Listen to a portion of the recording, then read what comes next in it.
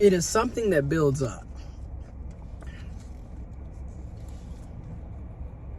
And I say that because I dealt with it on and off for 2.5 years, which that's also a red flag. Like, in a healthy relationship, y'all are not having these crazy ass roller coaster highs and lows. You're not sitting up lovey-dovey one day and then being ignored the next day because they're pulling their energy back. You're not sitting up breaking up, and I'm saying that with air quotations because we were never in a relationship, which was the other red flag.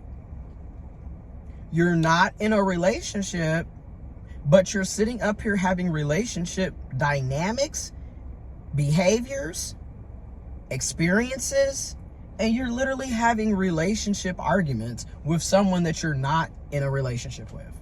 That was me. That was us. So, like I said, in a healthy relationship, it's typically going to be consistent. Everything's not going to be all hunky-dory, but you're not going to have these crazy ass highs and lows that are literally like you're going up to Mount Kilimanjaro and then later on you're in the pits of hell. Like, that's how severe the highs and lows are when you're in these toxic relationships, situationships, because it's not healthy. And it's also too fast. It comes on extremely too fast. Like, I get being attracted to somebody, but you should not be texting nonstop within a day of getting to know each other. We literally hooked up one night, exchanged phone numbers. He blocked me on Grindr, and then from there we were texting and calling and hanging out and fucking all the time. I do not recommend that because it's too fast paced. There's no time to really think about how you feel. You know what I'm saying? You don't have time to really examine your emotions. You don't have time to truly get to know the person either, because everything is literally like high speed. Like, when I think about a healthy relationship, and this is gonna, this might sound crazy to some of y'all, but when I think about a healthy relationship, it's basically like dial-up or DSL. It's like dial-up. And what I mean by that is it's slow. Slow and steady wins the race. Where a lot of these toxic dynamics that I've been in, which I've only been in 2, this was my second one, but you get my point. A lot of these toxic dynamics are like high-speed internet, where literally you're downloading 160 megabytes per second, and it's too fast. That's just it. You're not taking the time to get to know the other person. You're not even sitting with your feelings and thoughts. You're not. Everything is just very fast-paced.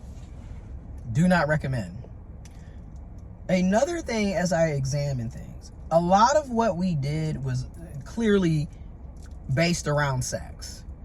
And that's another red flag in of itself, is like somebody that actually likes you for you is going to want to do more than sex. Everything is not going to revolve around sex. Okay? So when you feel like you're basically a sex toy for that person, that's a red flag. And again, I am not surprised by how this actually turned out. Because again, I literally met this dude on Grindr. Why in the hell would I think anything positive is going to come from that app?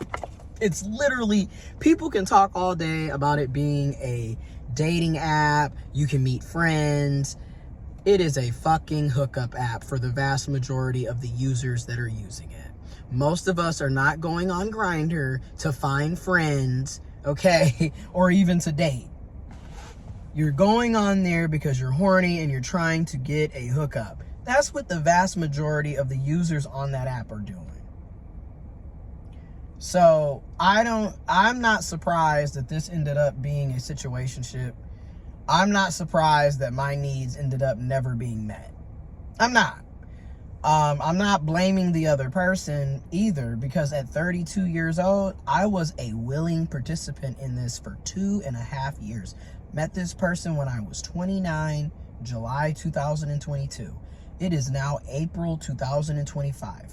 I am 32, and I have been in no contact for 13 weeks or 3 months. And also, when you have to block the person that you're supposedly talking to, dating, in a relationship with, I'm not going to say it's a red flag, but it's definitely giving a yellow flag. Because in a healthy setup, you shouldn't have to block each other on social media. But when you're dealing with people that are clearly dysfunctional, because you will literally have people that'll go out of their way to trigger you. Also, a lot of this being friends with folks that you're not really friends with on social media is also about monitoring and control. Because a lot of these types of people are literally using your social media to essentially surveillance you. Also, what's strange about these types is they're never really interacting with you on social media, but yet they want to follow you. They want to be your friend, but yet do they interact with your posts? Do they like any of your pictures? Do they tag you in anything? No. But yet they will literally sit up and watch every single story that you post. Like I said, a lot of this is about monitoring and control. It is not about them actually trying to be friends with you. Which is why I'm like, what is the point of having... The other aspect of this in no contact, the reason I blocked them is because I did not want to see anything related to them.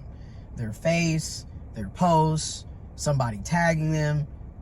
Whatever they had going on, I did not want to see on my feed.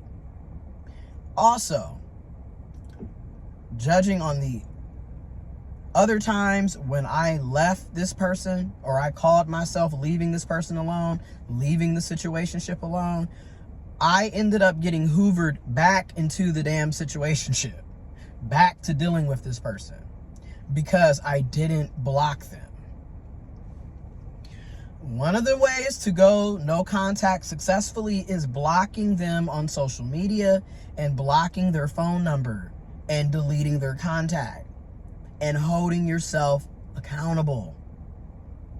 Because obviously, in my opinion, especially if you don't have the willpower, you don't want them to have any type of nook or cranny of getting back into your life, because you're going to likely end up hoovering on back over there and going through yet another cycle of your needs not being met, of a one-sided situationship, of you being drained mentally, emotionally, financially, sexually, etc. It's not healthy. And also, how are you going to truly move, in my opinion, how are y'all really moving ahead and moving on with your life if you're still trying to keep up with your exes? I don't understand that. It does not work for me.